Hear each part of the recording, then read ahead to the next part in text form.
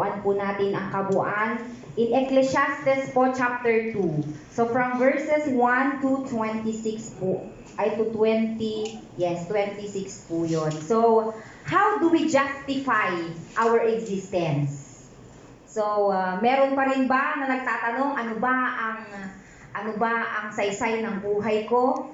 Ano ba ang purpose ng buhay ko? Bakit ako nandirito? Or as we say, is the physical pleasures that we see gives the true meaning of life? Ano? 'Di ba? Lagi natin dito sa mundong ito, lagi nating nakikita, 'di ba? Lagi nating naririnig. Especially siguro yung talagang walang relasyon talaga sa Panginoon, 'di ba na? Ay, walang saysay ang buhay ko, 'di ba? Walang purpose ang buhay ko, 'di ba? Nakakalungkot minsan 'yon, na 'yun yung naririnig natin. And here, ang pamagat po ng ating short exhortation will be seeking for its meaning, the purpose of life. So, si Solomon po ang writer dito sa Ecclesiastes. Si Solomon na he tried to search for the meaning of life also. No? So kung babasahin natin dito, sabi niya diyan, kamangmangan ang maging makasarili.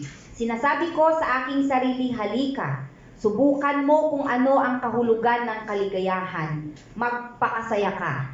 Subalit ito man ay walang kabuluhan. Ang halakhak ay ipinilagay kong kahangalan at ang kaligayahan ay walang kabuluhan. Sa pagnanasa kong makamit ang karunungan, ipinasya kong magpakalasing sa alak. Sa loob-loob ko'y ito na ang pinakamainam na dapat gawin ng tao sa maikling panahong ilalagi niya sa mundong ito. Nakagawa ako ng mga dakilang bagay, nakapagpatayo ako ng malalaking bahay at ginawa kong ubasan ang paligid nito. Gumawa ako para sa aking sarili ng mga hardin at liwasan. Ito ng lahat ng uri ng punong kahoy na mapapakinabangan ang bunga. Humukay ako ng mga balon na pagkukuhanan ng pandilig sa mga pananim na ito. Bumili ako ng mga aliping babae at lalaki. Ang mga alipin ko'y nagkaanak na sa aking tahanan. Ang kawan ko'y ubod ng dami, walang kasindami, kung ihahalin tulad sa kawan ng mga haring nauna pa sa akin. Nakaipon ako ng napakaraming pilak at ginto mula sa mga lupaing nasasakupan ko. Marami akong mga awit na babae at lalaki, marami akong asawa at pawang magaganda. Wala nang hahanapin pang isang lalaki, lalo na kung tungkol din lang sa babae. Higit akong dinakila kaysa sino mang haring nauna sa akin. Taglay ko pa rin ang aking karunungan. Wala akong ginustong hindi ko nakuha. Ginagawa ko ang lahat ng aking magustuhan, nalulugod ako sa aking mga ginagawa at iyon ang pinakagantimpala ng aking mga pinagpaguran. Pagkatapos, inisip kong mabuti ang mga ginawa ko at ang pagod na aking pinuhunan. Nakita kong ang lahat ay pawang walang kabuluhan. Tulad lang ito ng paghahabol sa hangin. Naisip kong ang wakas ng isang hari ay tulad lamang ng sa mga nauna sa kanya. Tinimbang kong mabuti ang karunungan, ang kabaliwan at kamangmangan. Napatunayan kong mas mabuti ang karunungan kaysa kamangmangan. Tulad ng kabutihan ng liwanag kaysa kadiliman. Nalalaman ng marunong ang kanyang patutunguhan, ngunit hindi alam. Ngunit nabatid ko ring iisa ang hantungan ng lahat. Sinabi ko sa aking sarili, ang sinapit ng mangmang ay siya muring sasapitin. Ano nga ba ang napala mo sa labis na pagpapakarunong? Ang naisip kong ito man ay wala ring kabuluhan pagkat kung paanong ang mangmang ay nalilimutan pagdating ng araw. Gayon din ang lahat ay mamamatay, maging ang marunong man o mangmang, kaya't kinamuhian ko ang buhay sapagkat pawang kahirapan lamang ang idinulot nito sa akin. Lahat nga ay walang kabuluhan at tulad lang ito ng paghahabol sa hangin. Wala na ring halaga sa akin ang lahat ng pinagparuguran ko sa mundong ito sapagkat ito ay maiiwan lamang sa susunod sa akin. At sino ang nakakatiyak kung siya'y marunong o mangmang? Gayunman siya pa rin ang magmamana sa lahat ng mga pinagpaguran ko at ginamitan ng karunungan sa mundong ito. Ito'y walang kabuluhan. So 23, anumang gawin ng tao'y nagdudulot sa kanya ng balisa at hinanakit. May mga gabi pang hindi siya makatulog sa pag-iisip. Ito man ay walang kabuluhan. This is the promise of God. Ang mabuti pa sa tao'y kumain at uminom. Favor po ng Panginoon ito. At pakinabangan ang bunga ng kanyang pinagpaguran. Alam kong ang lahat ng ito ay kaloob ng Diyos Kung wala ang Diyos, sino pa ba ang makakakain o makakaranas ng kasiyahan? Ang karunungan, kaalaman at kaligayahan ay pinagkakaloob ng Diyos sa lahat ng kinalulugdan niya.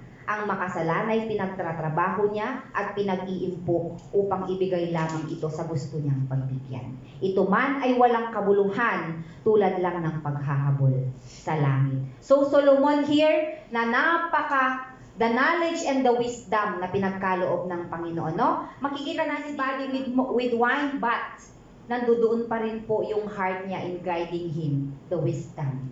Kasi kailangan nandoon yung discernment para makita niya ang pagkakaiba, di ba? Nang kung meron ka lahat-lahat ng yan sa mga wala din. So the proper discernment para makita niya yung tama sa hindi maganda. So he made great works, nakita natin doon, nag-build siya ng mga houses, he planted vineyards, di ba? At lahat ng gusto niya, sabi niya diyan, di ba? Nakukuha niya.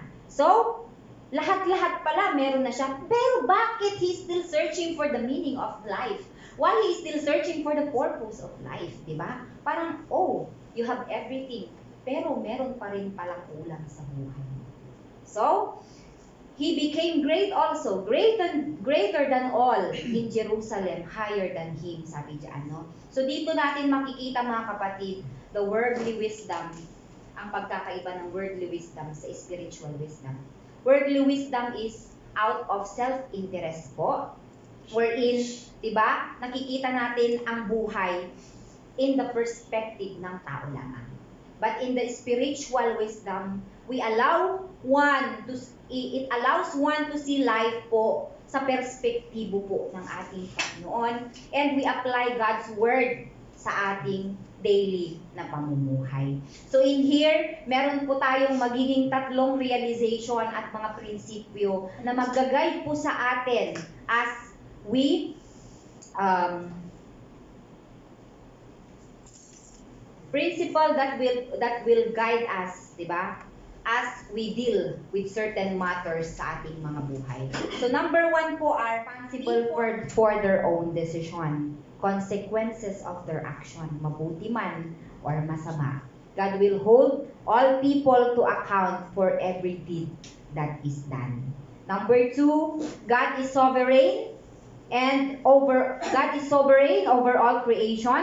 So kailangan po nating alalahanin na ang ating Panginoon ay ang ating Creator. God is our Creator. He provides good things for men and women to enjoy. Diba? Sabi nga niya sa Ecclesiastes 2:24-25, diba? Na pakinabangan mo ang bunga na inyong pinagpaguran. Kumain ka, uminom ka, kasi kaloob iyon ng ating Panginoong Jesus. So He is a sovereign God who holds all things in His hand. Yung mga peace, the blessing, even death po, diba? Panginoon pa rin ang may control. God is at work, ordaining things in accordance po sa kanyang will.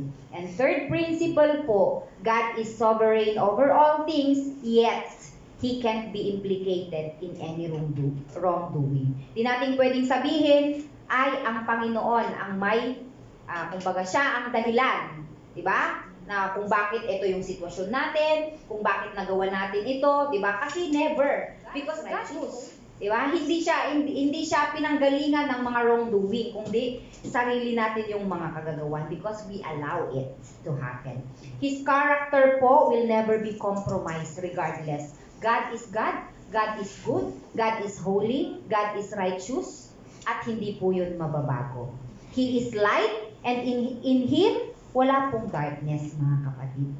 So as we understand this, we better understand din daw po what it means to live the life under the sun. So this is the life that is ordained po by our sovereign God. So bakit kaya, no? Bakit kaya sabi ni Solomon is under the sun? Parang vanity upon vanity. Diba? Vanity of self-indulgence. Yan nga yung sinasabi niya, no? Kamangmangan, ang maging makasarili. Diba? Kamangmangan, ang yung living wisely, and even, diba, the vanity of your toil. So yung mga pinagpaguran para natin, diba, is still in vain. Why, mga kapatid? Kasi lahat po yan mawawala.